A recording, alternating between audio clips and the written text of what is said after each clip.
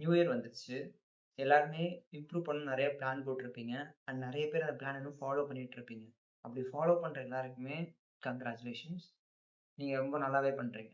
ஆனா ஒருவேள நீங்க போடுற பிளான் எதையுமே நீங்க ஃபாலோ பண்ண முடியாம 2025ல எப்படி நீங்க பிளானையும் ட்ராப் பண்ணீங்களோ, அதே மாரி இப்பயும் நீங்க பிளான் ட்ராப் பண்ணியிருக்கீங்க அப்படின்னா, மேபி இந்த ஒரு தப்பு நீங்க பண்ணிட்டு இருப்பீங்க.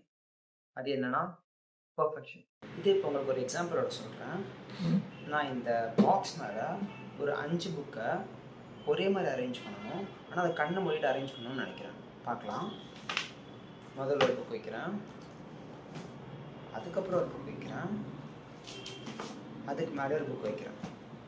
இப்போ நான் கண்ண மூடிட்டு தான் அரேஞ்ச் பண்ணேன். ஆனா எந்த புக்குமே ஒரே மாரி வரல. அப்போ எனக்கு என்ன ஆகும்?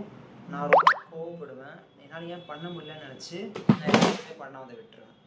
இப்போ அதே விஷயத்த நான் ஒண்ணா பண்றேன். கண்ண மூடிட்டு முதல்ல ஒரு புக் வைக்கிறேன். அந்த புக் ப்ராப்பரா வந்திருக்கான்னு பார்க்குறேன். இப்போ மறுபடியும் கண்ண மூடுறேன். 2வது புக் வைக்கிறேன். இப்போ கண்ண தொறந்து இந்த புக் கரெக்டா அலைன் ஆயிருக்கா அப்படின்னு அத அட்ஜஸ்ட் பண்றேன்.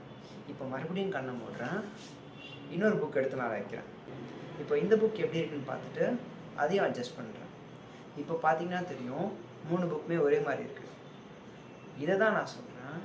நீங்க ஒரு விஷயத்த புதுசா பண்றப்பவும் மொத்தமா ஒரேடியா பண்ணுவேன் அப்படின்னு ட்ரை பண்ணீங்கன்னா, அது ஃபெயில் ஆகுறதுக்கு நெறைய சான்ஸ் இருக்கு. ஆனா நீங்க அப்படி பண்ணாம ஒரு ஸ்டெப்பா இம்ப்ளிமெண்ட் பண்ணணும். முதல்ல ஒரு வாரம் ஒழுங்கா பண்ணுங்க. அது எப்படி போகுதுன்னு பார்த்துட்டு அதுக்கு ஒரு சின்ன சேஞ்ச் பண்ணுங்க. அப்புறம் அடுத்த வாரமும் அத ஃபாலோ பண்ணுங்க. இன்னும் ஒரு ஸ்டெப் அத ஹார்டா மாத்துங்க.